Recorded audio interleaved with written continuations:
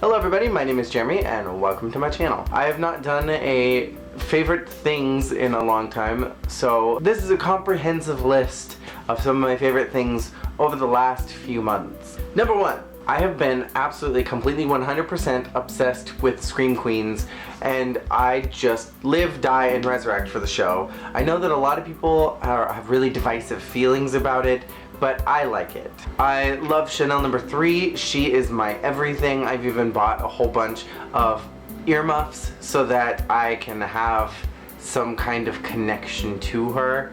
Chanel Oberlin is literally everything in the entire world. Just everything about the show, I don't know, I just love it. 2, I have been completely obsessed as well with How to Get Away with Murder. I started watching it about midway through the first season. I think I started around like episode 8, and I had seen a bunch of gifs on Tumblr, and the only reason why I started watching it is because I heard that there was gay sex. And then I was disappointed to find out there was very little gay sex, but there was a gay character, and he's really hot, and the show was really interesting, so then it just kind of made up for everything else. I absolutely despise mid-season finales. I think they are the most pointless, selfish, cruel things you can do to a fan base. And we just found out how Annalise was shot and why she was shot, and then they brought this big thing at the end of the episode, and they're gonna make us wait until February to find out more, which is bullshit. Spoiler alert, I was kind of starting to figure out why they would shoot Annalise as the season was kind of progressing and certain things kind of started to click into place, but never, ever in my entire brain did I connect together that Asher would be the one that would kill Sinclair, because Asher just does not seem like that type of person. Even with the whole situation with the gang rape, I feel like Asher was not really that involved with it. I think he's just dumb and doesn't pick up on things. So I just never even placed that he would be the one that would kill Sinclair. And then I knew that Wes would be the one that would shoot Annalise. There was no question about that, because I think Wes is the catalyst for everything bad that has happened in the show. I think that had Wes not been involved with the Keening 4, then all of the things with Rebecca and Sam, and then, you know, some of the issues that have kind of popped up in this season would not have been such a big deal. I don't even think Annalise would have picked up the Hapstall case had they not been trying to get their mind off of Rebecca. Granted, now that the season's over, we know that there's some kind of connection between Annalise and Wes, and it's therefore Annalise's fault for putting Wes into the Keening 5, thus making everything go down the shitter, but I still think that Wes is the problem. 3, I've been really obsessed with Totino's pizza rolls. They're so good. And they're so good, but I think I'm developing a lactose intolerance because I get really, really farty when I eat too many pizza rolls. And when I eat cheese, I've been getting really gassy. 4, I've been masturbating a lot lately.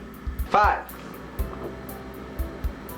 water. It's good for you to stay hydrated, even in cold weather season like this. 6, these little jars of peanut butter that have honey in them.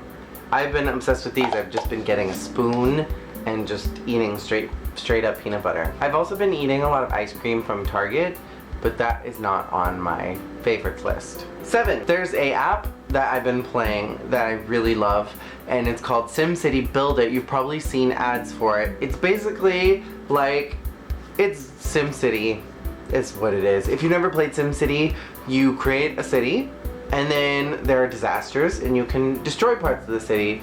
But in the actual game version, it's a lot more complicated to do everything. Stuff doesn't totally make sense because the way the mechanics are. I've never really been good at SimCity, but the mobile version is a really nice way of actually creating a city that you want and being able to kind of do things in a way that you desire to. It does have a lot of problems that if you want to expand, you either need to wait a very long time to do so, or you need to spend money. It's kind of difficult to explain, but some of the expansion things are obnoxious and require you to spend your actual hard-earned money, which I would rather buy porn online than buy content on SimCity, so I don't spend my personal money. I don't actually buy porn online. Number 8, Pokemon Shuffle. Pokemon Shuffle is like this really beautiful mix of Candy Crush and Tsum Tsum put together. So the premise of the game is that you go into battle with a Pokemon, and after you've beaten it, then you can capture it. And the way that you beat it is you kind of like shuffle around items on the board to try to make matches of 3, 4, or 5, or you can do like cool combinations.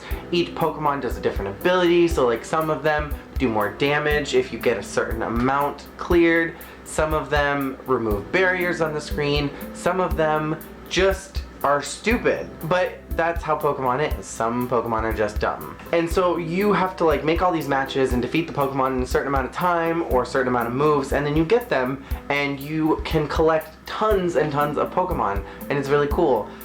The only downside is that once you get to the ghost level, that whole level, it sucks big saline balls. It's disgusting. It's an awful, awful world. And everything past Mewtwo EX also sucks.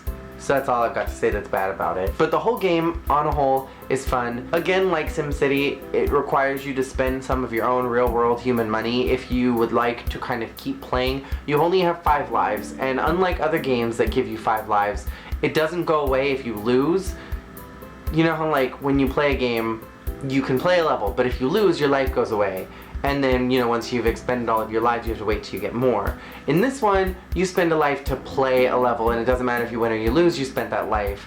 And that sucks. And people have been complaining since the game came out, and nothing has changed, so I doubt it will.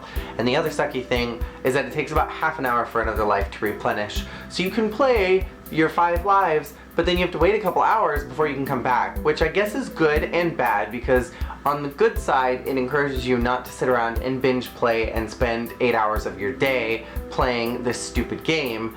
But on the other hand, some days you just have nothing else fucking better to do, and if you want to sit and binge game all day long on your phone, you should be able to fucking do that. You can send hearts to people, and then you can get hearts back, but they're mini hearts, and you need like 6 hearts to fill up your heart gauge, and it sucks stupid.